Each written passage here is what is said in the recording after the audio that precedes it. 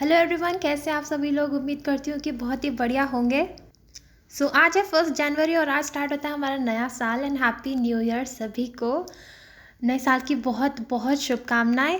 उम्मीद करती हूँ बहुत ही अच्छा जाए आप सभी का ये साल और जोश से आप सब लोग पढ़ें और बहुत आगे बढ़ें और मोटिवेशन हमेशा हाई रखना है अपना और बस मस्त रहो यार, पढ़ते रहो। हमेशा की तरह आज भी हम हमारा इम्पॉर्टेंट आर्टिकल्स का एनालिसिस करेंगे, इंडियन एक्सप्रेस और द हिंदू का। और अगर इसकी पीडीएफ चाहिए तो हमेशा की तरह टेलीग्राम ग्रुप का लिंक जो है हमारे डिस्क्रिप्शन में दे रखा है, वहाँ से जाके आप पीडीएफ को डाउनलोड कर सकते हैं। ऑलराइट, स्टार्ट करते हैं हमारी पहली आर्टिकल के साथ जो है अयोध्या से रिलेटेड। अब अयोध्या राम मंदिर बनने को है और वहाँ पे इनॉग्रेशन होगा जनवरी 2022 में। तो वहाँ के डेवलपमेंट के लिए बहुत सारे प्रोजेक्ट्स हैं जो कि इनॉग्रेट किए गए हैं ताकि वहाँ की इकोनॉमी बूस्ट हो, क्योंकि मंदिर बनाए तो ज़्यादा से ज़्यादा टूरिस्ट आएंगे, लोग बहुत जाएंगे वहाँ पे। तो इसलिए ज़रूरी है वहाँ का प्रॉपर डेवलपमेंट हो, इंफ्रास्ट्रक्चर वगैरह सब बेहतर हो। तो उसी से रिलेटेड ये न्यूज़ है, आइए पढ़ते हैं। Ahead of the inauguration of the Ram Temple in Ayodhya on January 2020, हाँ ये 22 जनवरी होगा, 22 जैन और 2024 इस साल, ठीक है। Several projects are underway for its development and surrounding areas modernization. तो बहुत अच्छे से डेवलपमेंट किया जा रहा है और आसपास के एरिया में भी डेवलपमेंट के लिए कोशिशें की जा रही है। As it has the potential to stimulate economic growth in the region, create jobs, boost tourism and providing opportunities for local development. World class infrastructure बनाया जा रहा है, प्रॉपर कनेक्टिविटी की ध्यान रखा जा रहा है कि रोड्स अच्छे से बनाए जाएं, सिविक अमेनिटीज़ अच्छे से बनाई जा रही है, रोड्स हो गई, वाटर सप्लाई वगैरह, हर छोटी छोटी चीज़ पे बहुत ध्यान दिया जा रहा है। इसके अलावा जो अयोध्या एयरपोर्ट है उसका रीनेम कर दिया है महर्षि वाल्मीकि एयरपोर्ट। महर्षि वाल्मीकि एयरपोर्ट बेसिकली, अब ये जो एयरपोर्ट बना है ये बहुत ही इसमें काफ़ी सारी फैसिलिटीज़ हैं और इसमें तुम्हें ट्रेडिशनल आर्ट के भी कुछ फीचर्स देखने को मिलेंगे। तो it is decorated with local art, paintings and it has sustainability features. Sustainability का ध्यान रखते हुए जो है इसे बनाया गया है, यानी कि इन्वायरमेंट पे कम से कम इम्पैक्ट हो इसका। उसके लिए इंसुलेटेड रूफिंग सिस्टम है, रेन वाटर हार्वेस्टिंग है, it's rain not rail, and water treatment plants हैं, सोलर पावर प्लांट्स हैं, एलईडी लाइटिंग है। तो इस तरह से कोशिश की गई है कि ये सस्टेनेबल हो, एनवायरनमेंट पे इम्पैक्ट इसका कम हो। इसके बाद अयोध्या धाम जंक्शन रेलवे स्टेशन जो है उसे प्रॉपरली और रीडेवलप किया है। उसमें बहुत सारे जो है नए नए फैसिलिटीज़ दी जाएंगी, जैसे कि फूड प्लाज़ा हो गया, वेटिंग हॉल्स हो गए, चाइल्ड केयर रूम्स हो गए, ताकि यात्रीगणों को कोई भी दिक्कत ना आए। अमृत भारत ट्रेन स्टार्ट की जाएंगी 2 नई, जिसमें काफ़ी अच्छी अच्छी फैसिलिटीज़ होती हैं। इसी के साथ वंदे भारत ट्रेन्स भी स्टार्ट की जाएंगी 6, ठीक है। तो ये सब कुछ अपग्रेड किया जा रहा है to meet the requirement of a daily footfall of around 3 lakhs after its inauguration. ये बात थी इसमें। बढ़ते हैं आगे। सरदार उधम सिंह ये एक फ्रीडम फाइटर थे और इनका एक स्टैचू बनाया गया था अभी पंजाब के फजलका डिस्ट्रिक्ट में अबोहर में, लेकिन बनने के 4 दिन बाद ही उसे किसी ने वैंडलाइज किया, उसे डेसेक्रेट किया, ठीक है, उसकी थोड़ी सी तोड़फोड़ कर दी, इसीलिए थोड़ा न्यूज़ में है। तो इसका जो है ये अनवेल किया गया था December 26 को, क्योंकि इस दिन इनकी बर्थ एनिवर्सरी होती है। इस बार इनकी 124th बर्थ एनिवर्सरी थी और ये काफ़ी फोरमोस्ट रिवोल्यूशनरीज थे of the Indian freedom struggle और अपने आप को राम मोहम्मद सिंह आज़ाद नाम दिया था इन्होंने, एक कम्युनल हार्मनी सिंबलाइज करने के लिए, जिसमें हिंदू भी नाम आ रहा है, मुस्लिम भी, सिख भी। तो इस तरह से इन्होंने किया था। उसके अलावा इन्हें एक नाम और था जैसे शहीद आज़म सरदार उधम सिंह भी बोलते थे।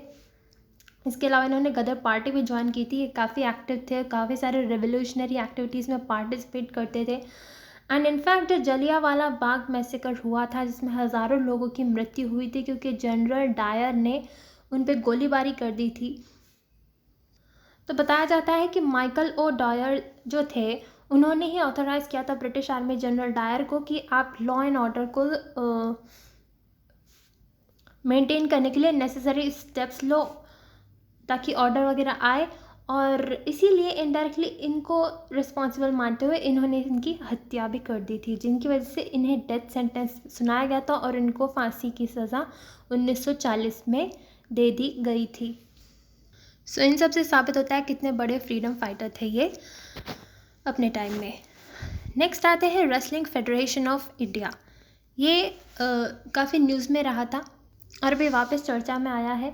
तो बेसिकली जो रेसलिंग फेडरेशन ऑफ इंडिया है उसे सस्पेंड कर दिया गया है बाय आवर स्पोर्ट्स मिनिस्ट्री। ठीक है, ऐसा क्यों हुआ ये जानने के लिए हमें बहुत पहले जाना पड़ेगा कि ये सब स्टार्ट कहाँ से हुआ था। तो बेसिकली 2023 के अराउंड जनवरी में इंडियन रेसलर्स जो थे वो प्रोटेस्ट करने लगे थे। वो बेसिकली इन्वेस्टिगेशन डिमांड कर रहे थे। किस चीज़ की इन्वेस्टिगेशन?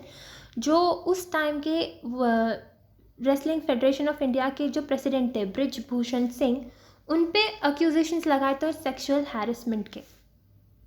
लेकिन बृजभूषण जी का कहना था कि ये सब चार्जेस गलत हैं और he refuse to step down. तो यही सब मुद्दा जब काफ़ी सारे प्रोटेस्ट होने लगे तो स्पोर्ट्स मिनिस्ट्री ने उस टाइम में कमेटी फॉर्म की थी to look into this allegation और कहा था कि जल्द से जल्द इसमें इलेक्शंस भी होने चाहिए। लेकिन प्रोटेस्ट कंटिन्यू रहते हैं। उसके बाद जब काफ़ी प्रोटेस्ट और बढ़ते हैं तो सुप्रीम कोर्ट इन्वॉल्व होता है और वो दिल्ली पुलिस को कहता है कि प्लीज़ आप ये जो है एफआईआर वगैरह फाइल कीजिए इस केस में। फिर इलेक्शंस तब भी नहीं होते हैं, इलेक्शंस डिले होते रहते हैं रेसलिंग फेडरेशन ऑफ इंडिया के। हालांकि होने तो हर 4 साल में चाहिए लेकिन नहीं होते हैं, जिसकी वजह से जो यूनाइटेड वर्ल्ड रेसलिंग है, जो यानी कि वर्ल्ड के लेवल पे जो रेसलिंग ऑर्गेनाइजेशन है, उन्होंने भी सस्पेंड कर दिया रेसलिंग फेडरेशन ऑफ इंडिया को, क्योंकि एक तो प्रोटेस्ट चल रहे थे, ऊपर से इलेक्शंस भी डिले हो रहे थे और फाइनली ये सब चल रहा था। फिर अभी लास्ट मंथ में क्या हुआ, वहाँ पे इलेक्शंस फाइनली होते हैं, लेकिन इलेक्शंस में जो जीते वो हैं संजय सिंह, जिनको बृजभूषण सिंह का ही एक एसोसिएट बताया जा रहा है, उनका ही एक नज़दीकी इंसान बताया जा रहा है, जिसकी वजह से रेसलर्स फिर से थोड़े गुस्सा होते हैं और कहते हैं कि इनको हट जाना चाहिए। तो वंस अगेन रेसलर्स रिएक्टेड, जिसकी वजह से क्या हुआ कि गवर्नमेंट ने फिर कहा कि इस पैनल को ही पूरा रद्द कर दो, रेसलिंग फेडरेशन को अभी के लिए हटा दो।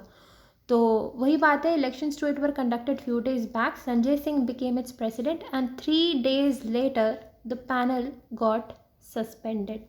और जो हमारा इंडियन ओलंपिक एसोसिएशन है उनको टेक ओवर करने के लिए कहा गया हमारी गवर्नमेंट के द्वारा। अगर रेसलिंग फेडरेशन ऑफ इंडिया की बात करें तो भाई गवर्निंग बॉडी है रेसलिंग की इंडिया में, हेडक्वार्टर इसका न्यू दिल्ली में है। वहीं पे जो यूनाइटेड वर्ल्ड रेसलिंग हेडक्वार्टर है वो है, जो यूनाइटेड वर्ल्ड रेसलिंग का हेडक्वार्टर है वो है स्विट्ज़रलैंड में। और अब आगे क्या होना चाहिए, तो भाई एक तो इलेक्शंस फटाफट होने चाहिए और इस केस में इन्वेस्टिगेशन प्रॉपर होना चाहिए, और ऊपर से ये जो ऑर्गेनाइजेशन है रेसलिंग फेडरेशन ऑफ इंडिया, इन्हें प्रोफेशनल अप्रोच अपनानी चाहिए, अकाउंटेबिलिटी होनी चाहिए थोड़ी उसमें काम कर रहे लोगों में, वहाँ के प्रेसिडेंट में, ताकि एक ट्रस्ट बन सके और एक एनकरेजिंग एनवायरनमेंट क्रिएट हो सके हमारे रेसलर्स के लिए। आगे बढ़ते हैं उज्ज्वला स्कीम। ये न्यूज़ में इसलिए रही क्योंकि प्राइम मिनिस्टर ने जो 10 करोड़ बेनिफिशियरी हैं इस स्कीम की, मीरा मांझी, उनके घर पे ये इन्होंने विज़िट की, तो इसलिए ये स्कीम न्यूज़ में रही।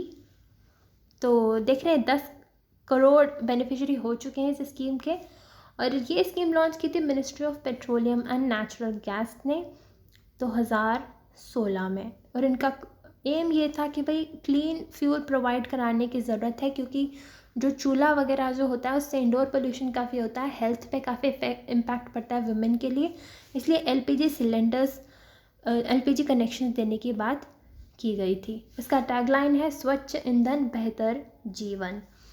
तो provide affordable LPG connections to rural and deprived households particularly women, जिससे कि क्या होगा, हेल्थ इश्यूज एड्रेस होंगे, एयर पोल्यूशन नहीं होगा और डिफॉरेस्टेशन भी नहीं होगा। इससे वुमेन को भी एम्पावरमेंट मिलेगा। और बेनिफिशरीज आइडेंटिफाई कैसे किए जाते हैं, तो सोशियो इकोनॉमिक कास्ट सेंसस के थ्रू इसमें बेनिफिशरीज आइडेंटिफाई किए जाते हैं।